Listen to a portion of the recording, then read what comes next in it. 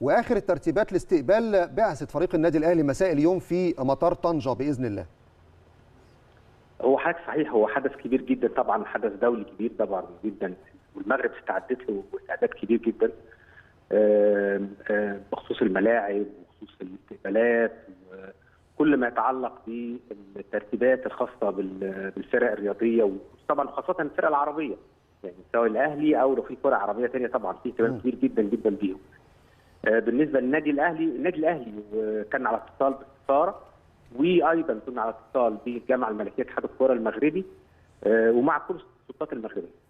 وبالتالي النهارده ان شاء الله يعني مطار طنجه هي الطياره الخاصه للنادي الاهلي ان شاء الله هتهبط مباشره في مطار طنجه اللي هو على بعد تقريبا اكثر من 300 كيلو من العاصمه الرباط، لاستعدادات كامله لاستقبال بعثه النادي الاهلي من السلطات المغربيه واتحاد الكره المغربي، وستنتقل البعثه ان شاء الله من المطار على محل اقامه.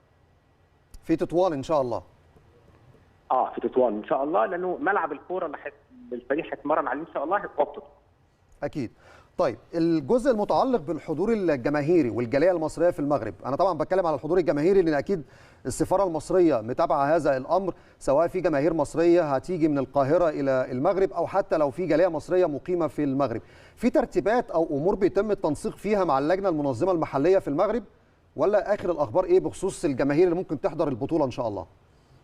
هو حضرتك احنا على تواصل مع جمعيه الجاليه في المغرب، جمعيه مصر.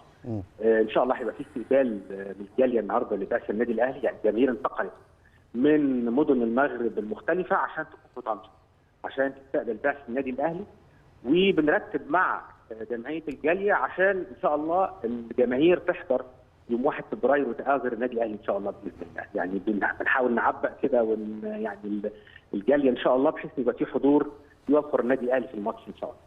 اعتقد كمان اسعار التذاكر الحمد لله يمكن بسيطه، بنتكلم في 50 درهم، فما فيش ازمه في مساله اسعار التذاكر يعني.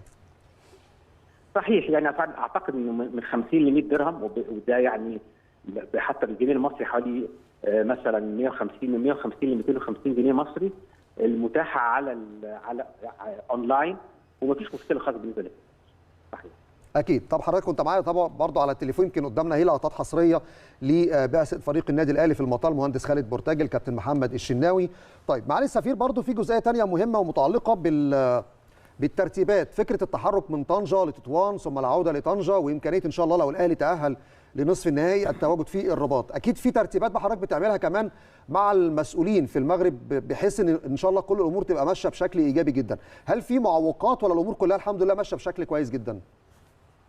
لا، هو حضرتك لغايه دلوقتي الامور ماشيه كويس جدا، الجانب المغربي متعاون جدا جدا، موفر كل الامكانيات. وطبعا ده برضو مبدا المعامله بالمثل، احنا برضو بلد مضيافه جدا وشعب مضياف، بالتالي احنا كمان بنقابل كل الكرم بكرم مماثل طبعا لما يبقى في فرق مغربيه او بطوله بننظمها في مصر. ولكن المسافه من طنجه لتطوان مش كبيره، يعني بنتكلم يعني اعتقد حوالي 60 كيلو، وبالتالي بالاتوبيس بالباص بيبقى الامور مرتاحه. وان شاء الله باذن الله النادي الاهلي يستقر في تطوان البعثه، الملعب بالتدريب في تطوان، ويوم الماتش هينتقل من تطوان لطنجه برضه بالاتوبيس بكل الاستعدادات بكل التامين اللازم ان شاء الله باذن الله. وان شاء الله يفوز باول ماتش، وبعد كده ينتقل ان شاء الله للعاصمه الرباط، والمسافه حوالي برضه 300 كيلو ان شاء الله من طنجه للرباط. طيب وقتها السفر هيبقى بطيران داخلي ولا هتبقى بالحافله عادي؟ والله حضرتك انا لسه ما يعني الجزئيه دي تحتاج ترتيب مع النادي الاهلي بنفسه. اكيد مع حد تاني، هنشوف البعث النادي الاهلي يتفضل ايه وهنعمله ان شاء الله. ان شاء الله. طيب استاذ محمود، استاذ جمال، لو في اي سؤال للمعالي السفير. خلاص لا، تحياتنا يا فندم، وان شاء الله يكون النادي الاهلي كالعاده خير سفير للكره المصريه في وجودكم طبعا. انا متاكد. لا انا متاكد من كده، والحب الجماهير المغربيه للنادي الاهلي طبعا جايه كلها وراء النادي الاهلي ان شاء الله. ان شاء الله باذن الله يبقى خير سفير للكره المصريه ان شاء الله. مش هنحرج حضرتك ونسالك اهلاوي ولا زملكاوي؟ انت تمثل مصر كلها. اهلاوي. طيب تمام يا معالي السفير. طيب اخر سؤال وهو متعلق باخر اتصال تم بين الكابتن محمود الخطيب لحضرتك او المهندس خالد مرتجي منسق البعثه، كان النهارده مثلا او امبارح، وكانت ايه ابرز مثلا المعلومات او التفاصيل اللي اتكلمتوا فيها بخصوص استقبال البعثه؟ هو احنا هنتواصل على طول، سواء مع يعني المهندس خالد مرتجي او مع الكابتن سمير عدلي. كل يوم كنا بنتكلم بصراحه، وكان الامور خاصه سواء الاول بالنسبه لتاشيرات البعثه، سواء بالنسبه للاستعدادات، وبالتالي يعني كل يوم كان لازم في تليفون مع احد من اعضاء البعثه اللي جايين ان شاء الله. باذن الله. معالي السفير ياسر عثمان سفير مصر في المملكه المغربيه، شكرا جزيلا لحضرتك وكل التوفيق يا رب لطاقم السفاره وافراد السفاره.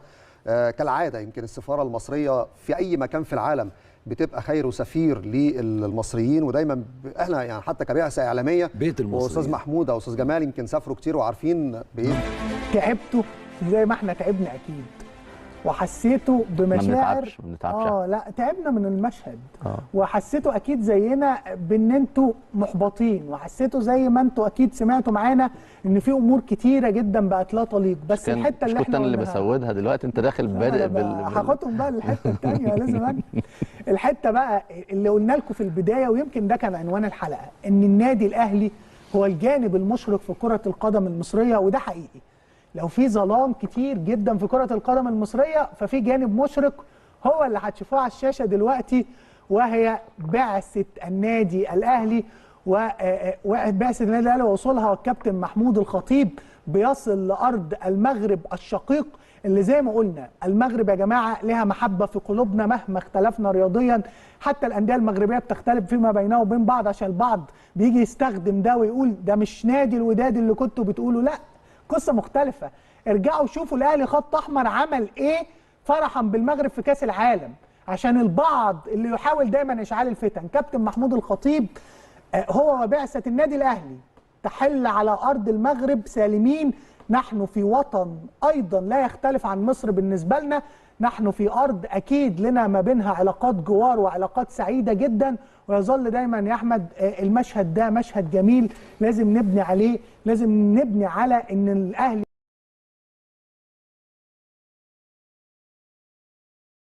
أكدت تقارير إعلامية أن مجلس الاتحاد الدولي لكرة القدم إيفاب ناقش خلال اجتماع العمل السنوي الذي عقده اليوم الأربعاء في لندن بعض المقترحات التي قد يتم تطبيقها مستقبلاً.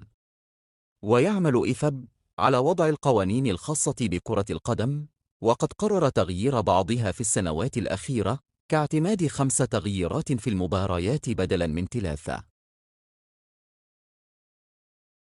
ومن بين المقترحات التي تمت مناقشتها اليوم هو إلغاء الوقت بدل الضائع في المباريات، وتغييره بقانون جديد من خلال توقيف توقيت الكرونو، وبالتالي السير على خطى رياضات أخرى مثل كرة السلة وكرة القدم داخل القاعات وكرة اليد. وجاء هذا المقترح من طرف دافي الدين نائب رئيس أرسنال السابق والسفير الحالي للدوري الإنجليزي الممتاز، الذي قال إن توقيف التوقيت وجاء هذا المقترح من طرف دافي الدين نائب رئيس أرسنال السابق والسفير الحالي للدوري الإنجليزي الممتاز، الذي قال إن توقيف التوقيت لن يكون في جميع الحالات، مثلا حين تخرج الكرة للتمس أو الركنية، بل التوقف سيكون لحظة تسجيل الأهداف، حيث